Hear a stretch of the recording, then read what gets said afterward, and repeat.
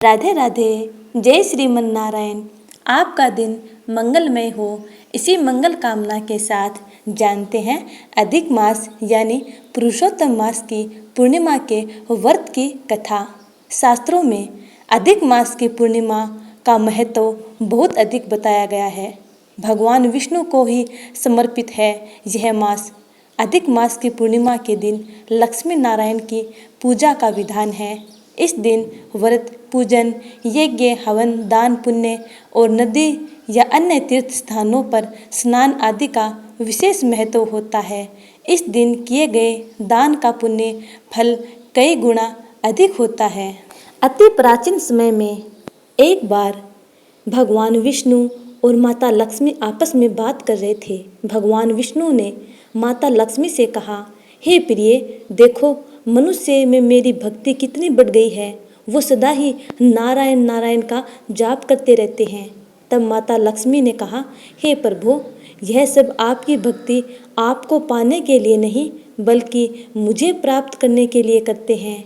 तब श्री हरि विष्णु ने कहा, देवी, आपको ऐसा क्यों लगता है? यह सब लक्ष्मी लक्ष्मी का जाप थोड़े करते हैं। तब माता लक्ष्मी ने कहा, प्रभु, यदि आपको मेरी बात पर विश्वास नहीं हो रहा है तो आप परीक्षा लेकर देखो। तब नारायण भगवान धरती पर एक नगर में एक ब्राह्मण का रूप लेकर एक धनी साहूकार के द्वार पर पहुंच गए। उस साहूकार ने उनसे उनके विषय में पूछा और उनके वहां आने का प्रयोजन भी बताने के लिए कहा। तब ब्राह्मण रूप धारी भगवान विष्णु ने कहा कि मैं एक ब्राह्मण हूँ और भगवान विष्णु का भक्त हूँ। आपके नगर में कुछ दिन भगवान विष्णु की कथा और भजन कीर्तन करने की इच्छा से आया हूँ। यह जानकर उस साहूकार ने उनको अपने घर पर निवास करने के लिए कहा और अपने कुछ लोगों को भजन कीर्तन की व्यवस्था करने के लिए कहा। साहूकार के लोगों ने सारी व्यवस्था कर दी और अगले ही दिन से ब्राह्मण वेशधारी श्री नारायण ने कथा वाचन एवं भजन कीर्तन शुरू कर दिया। जब भगवान स्वयं अपनी कथा कह रहे हों तो उससे अच्छा और क्या हो सकता है। उनके कथा वाचन और भजन कीर्तन में लोग मुग्ध हो जाते। श्री हरि के द्वारा श्री हरि की कथा सुनने का आनंद लेते दिनों दिन भीड़ बढ़ने लगी और बहुत बड़ी संख्या में लोग कथा सुनने के लिए आने लगे। एक दिन माता लक्ष्मी उसी नगर में लोगों की परीक्षा लेने के लिए एक वृद्ध महिला का रूप लेकर आई। वृद्ध महिला के रूप में वो एक घर के सामने पहुंची तो उन्होंने देखा कि एक महिला उस घर पर ताला लगाकर कहीं जाने की तैयारी कर रही है। तब उन्होंने उस महिला को रोककर कहा, पुत्री, मुझे प्यास लगी है, थोड़ा पानी पिला दे। उस महिला ने कहा, माताजी, मुझे प्रवचन के लिए जाना है, मुझे वहां पहुंचने में पहले ही देर हो चुकी है। पर उस वृद्ध महिला ने फिर कहा, पुत्री, मुझे पानी पिलाकर फिर चली जाना। उस महिला को दया आ गई और उसने उस वृद्ध महिला को पानी का लोटा भर कर दिया। उस वृद्ध महिला ने पानी पीकर जैसे ही लोटा वापस किया तो वो सोने का हो गया। यह देखकर वो महिला आश्चर्य से भर गई।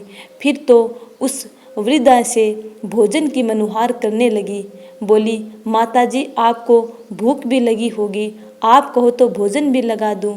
उस महिला ने सोचा, जब पानी के लिए मैंने लोटा दिया तो वो सोने का हो गया। अगर यह वृद्धा भोजन करेगी तो थाली कटोरी आदि और भी मेरे बर्तन सोने के हो जाएंगे। परंतु उस वृद्ध महिला ने मना कर दिया और कहा, पुत्री, तुझे प्रवचन के लिए देरी हो रही होगी, तू प्रवचन के लिए जा। वो स्त्री प्रवचन के लिए चली गई, परंतु उसके मन में वही बातें चल रही थी। उसने प्रवचन में आई अन्य महिलाओं को भी उस घटना के विषय में बताया।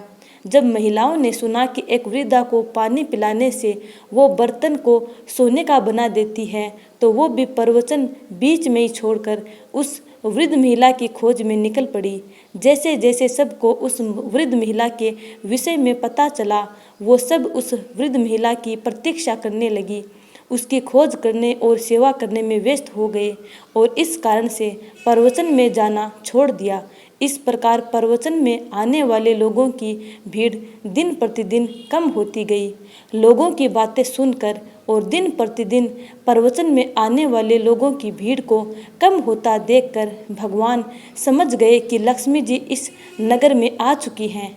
जब ये बातें उस साहूकार तक पहुंची कि एक वृद्धा नगर में आई हैं और जिसके भी बर्तन में वो जल दूध या भोजन करती हैं वो सोने के हो जाते हैं, यह बात सुनकर वो साहूकार भी प्रवचन छोड़कर उस वृद्ध महिला के पास पहुंच गया और वहां पहुंचकर उनसे कहा, हे माता, आप सब पर कृपा कर रही हैं और आपने मुझे अपनी सेवा का मौका नहीं दिया, जबकि मैंने तो अपने घर पर भगवान के प्रवचन का आयोजन कर रखा था और आप मेरे ही घर क्यों नहीं आई। तब वृद्धा रूपधारी माता लक्ष्मी ने कहा, बेटा, मैं तेरे घर भी आती, परंतु तूने अपने घर पर प्रवचन का आयोजन कर रखा था। मैंने सोचा जब वो कथावाचक तेरे घर से चला जाएगा तब मैं तेरे घर पर आऊँगी। वृद्धा की ऐसे बातें सुनकर उस साहूकार ने कहा, माता, अगर आप उस कथावाचक के रहते मेरे घर नहीं आ सकती तो मैं उस कथावाचक के रहने की व्यवस्था कहीं और कर देता हूँ, आप मेरे साथ चलिए। यह कहकर वो साहूकार उनको लेकर जल्दी से अपने घर पहुँचा और ब्राह्मण रूपधारी भगवान नारायण से कहा कि मैंने आपके रहने की व्यवस्था धर्मशाला में कर दी है, आप यहाँ से वहाँ पर चले जाइए। तब उस ब्राह्मण ने कहा, पुत्र, अभी तो कथा में कुछ दिन शेष हैं, मैं उसके बाद तो वैसे ही चला जाऊंगा। साहूकार ने कहा, नहीं, मेरे पास इतना समय नहीं है, मेरे घर पर एक अतिथि आए हैं और मुझे उनको अपने यहाँ रखना है, इसलिए आप यहाँ से चले जाइए। तभी वृद्ध स्त्री का रूप धारण किए माँ लक्ष्मी अंदर आ गई और साहूकार से बोली, तुम बाहर रुको, मैं इनसे बात करना चाहती हूँ। उनकी बात सुनकर साहूकार बाहर चला गया। तब माता लक्ष्मी ने कहा भगवान विष्णु से, प्रभु, देख लीजिए, यह लोग आपकी भक्ति तो करते हैं पर आपको पाने के लिए नहीं बल्कि मुझे पाने के लिए, अब तो आप मेरी बात मानेंगे। तब भगवान विष्णु ने कहा, देवी, आपकी बात सत्य है, किंतु एक सत्य यह भी है कि आप भी यहाँ इसलिए आई हैं क्योंकि यहाँ पर मेरी भक्ति हो रही थी। मैं यहाँ साधु के रूप में प्रभु भक्ति कर रहा था और अन्य लोग भी यहाँ आकर ईश्वर की भक्ति में लगे हुए थे, इसीलिए जहाँ भी साधु महात्मा और भक्त प्रभु की आराधना करेंगे वहाँ पर आपका वास होगा। ऐसा कहकर भगवान विष्णु वैकुंठ धाम को चले गए। भगवान विष्णु के वैकुंठ चले जाने के बाद उस साहूकार के घर पर नगरवासियों की भीड़ जमा हो गई। सभी लोग उस वृद्धा महिला को अपने घर ले जाकर सेवा करना चाहते थे। तब वृद्ध महिला के रूप में माता लक्ष्मी ने नगरवासियों को कहा कि मैं अब यहाँ से जा रही हूँ। सब उनसे पूछने लगे कि हमसे ऐसी क्या गलती हो गई जो आप हमें यूँ छोड़कर जा रही हो। तब माता ने उत्तर दिया कि मैं तो वहीं वास करती हूँ जहाँ भगवान नारायण वास करते हैं। आप लोगों ने तो उन्हें निकाल दिया, तो अब मैं यहाँ कैसे रह सकती हूँ। वो जो यहाँ कथा वाचन करते थे वो मेरे स्वामी थे।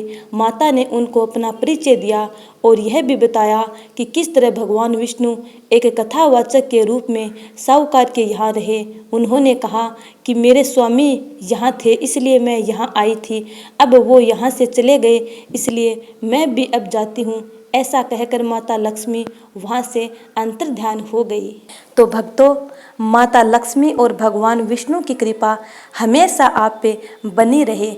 इसी के साथ अधिक मास पूर्णिमा व्रत की कथा का समापन करते हैं। उम्मीद है कि आपको यह कथा अच्छी लगी है। यदि अच्छी लगी है तो लाइक, कमेंट और चैनल को सब्सक्राइब करके बेल आइकन को ज़रूर दबा लीजिएगा ताकि आने वाली वीडियो का नोटिफिकेशन आप तक पहुंच जाए। तब तक के लिए जय श्रीमन नारायण। राधे राधे।